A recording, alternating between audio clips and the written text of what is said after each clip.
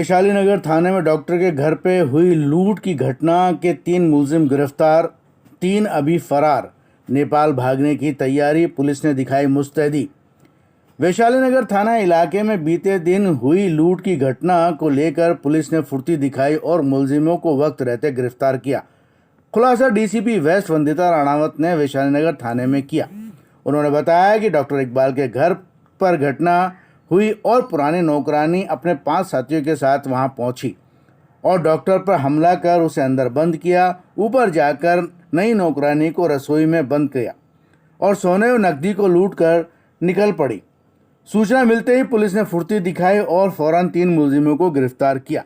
3 मुलजिम अभी फरार हैं। जयपुर पुलिस नेपाल व अन्य जगह पर उन्हें तलाश कर रही है।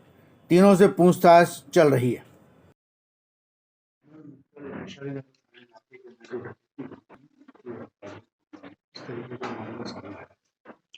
तो कल जो डकैती हुई थी उसमें ये बात सामने आई है कि जो एक महिला इनके यहाँ पर पहले काम करती थी वो मास्टरमाइंड थी। उसने अपने साथ के 5 लोगों के साथ मिलकर इस घटना को कारित किया, जिसमें से कुछ लोकल थे और कुछ बाहर से आए हुए थे। 2 लड़के बाहर से आए हुए थे जिनका नाम प्रेम और धीरेन्द्र है।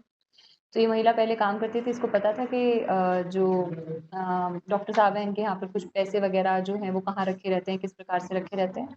तो इसके मन में इस प्रकार से खोट आया तो उसने अपने साथियों के साथ मिलकर साजिश बनाई। साजिश बनाने के बाद कल उन्होंने घटना कारित की। घटना कारित करने के बाद ये नेपाल के सभी रहने वाले नेपाल वापस भागने की कोशिश कर रहे थे। तो हमारी सारी टीम्स एक्टिवेट हुई।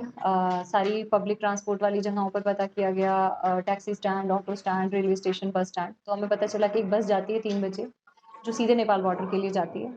उस बस की सारी जानकारी लेकर जब भरतपुर में नाकाबंदी करवाई गई तो भरतपुर में बस को रोका गया। वहाँ के सारे पैसेंजर्स को चेक किया गया तो ये जो महिला है अनु, ये मिली।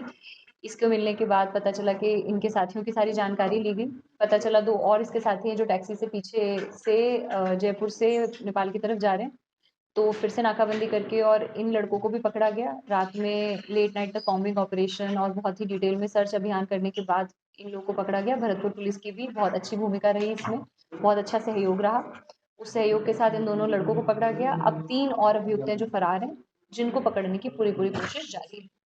अब तक कितना मामला इनसे बरामद हो चुका है? अभी ये इन लोगों को पकड़ के लाया गया है, इनसे अनुसंधान करके और माल को रिकवर करने के प्रयास जारी हैं एंड आशा करते हैं जल्दी रिकवरी होगी। बताया कि पाइपर के पाइप से मारा गया, किस तरीके से ये जो घटनाक्रम है ये थोड़ा-सा क्लियर करने के लिए रहता है क्योंकि जिनको चोट आई थी वो अभी बताने की स्थिति में नहीं है और अभियुक्त से पूछताछ करी जा रही है। तो उसमें अभी ये है कि धक्का-मुक्की में गिरने से भी चोट आई हुई हो सकती है और ऐसा भी हो सकता है कि वाइपर से मारा हो। इसके अलावा ये लोग एक्चुअली लोहे की रॉड और 2 पेचकस भी लेके घटनास्थल पर आए हैं।